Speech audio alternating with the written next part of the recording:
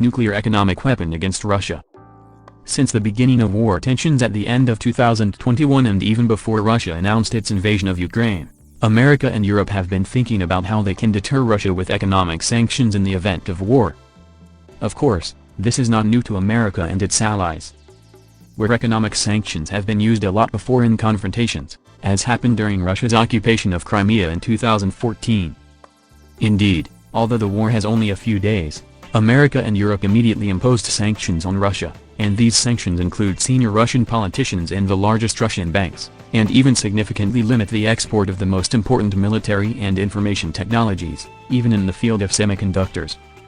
In addition, the sanctions prevent some dealings in the Russian financial markets to limit Russia's access to foreign investment. And U.S. estimates say that these sanctions affect 80% of the Russian banking sector, which greatly affects the Russian economy. Indeed, since the beginning of the negotiations between the Americans and their allies about sanctions against Russia, the Moscow Stock Exchange has lost about 50% of its value and the Russian ruble more than 20%. U.S. President Joe Biden claims that these effects are just the beginning. But in fact, the Russians started preparing for these sanctions from 2014. As a result, Russian government spokesman Dmitry Peskov says that Russia's dependence on the West has become much less, so it can withstand these sanctions. For this reason, many important American allies, such as Britain, and even some American politicians, believe that these sanctions are not enough, but that the economic nuclear bomb should be dropped on Russia to stop its advance, the SWIFT bomb. So what is SWIFT? And how can he turn the balance of this war, and even the balance of world powers upside down? SWIFT is simply a unified communication system between international banks, which was established in 1970 and is located in Europe, in Belgium in particular. This system has become like the financial lifeblood of global trade.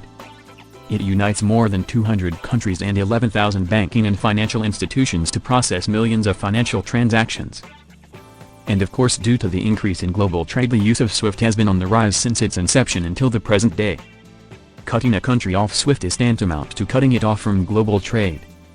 And of course, due to globalization and the nature of modern civilization, no country can live alone because of the needs of the resources and products of other countries.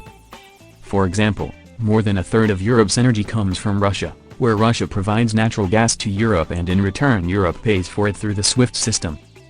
Therefore, isolating Russia from the SWIFT system prevents it from global trade, which leads to an inevitable disaster and almost complete destruction of the Russian economy, which depends on exports. But wait, it is not so simple, of course, because SWIFT is not in the grip of a particular country, but all participating countries and institutions must agree.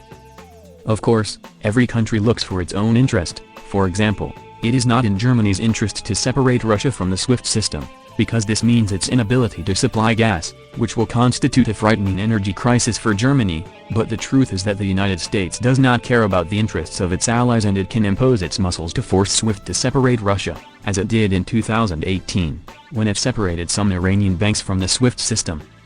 So will this happen again and America throws an economic nuclear bomb on Russia by separating it from SWIFT?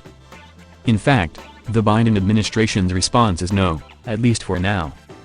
The U.S. administration says that the current sanctions are enough to deter Russia. Rather, it is more correct, according to analysts' opinions, that they believe that the real reason is the serious repercussions on the global economy as a whole, not only on America and Europe in the case of Russia's separation. And no wonder, Russia is the 12th largest economy in the world, with a value of more than $1.5 trillion, and it is a major source of many basic resources.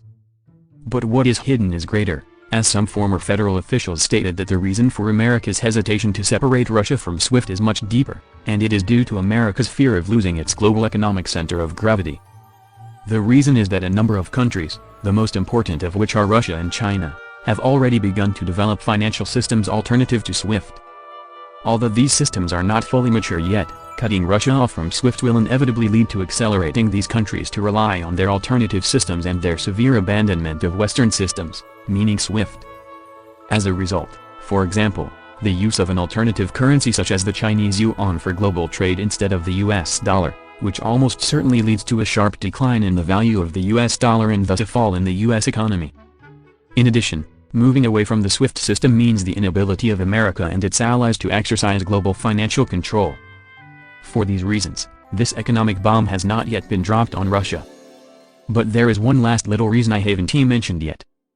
Some analysts believe that moving away from SWIFT will lead to the direction of countries and institutions, not only the Chinese yuan and others, but also to cryptocurrencies, especially Bitcoin, and this, as you know, eliminates the control of countries completely due to the nature of Bitcoin technology. This may seem initially as a victory for digital currencies and an increase in their value, but this victory may lead to a violent reaction of governments, especially the United States, against cryptocurrencies and even an attempt to destroy them. What do you think, dear viewer? Do you think the West will really cut off Russia from SWIFT? And what is your view on the result of this on the balance of global financial forces and even cryptocurrencies? Share your opinion with us in the comments.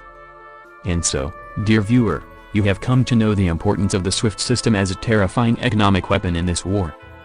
If you liked the episode, don't forget to support us by subscribing, like and sharing the episode with your family and friends.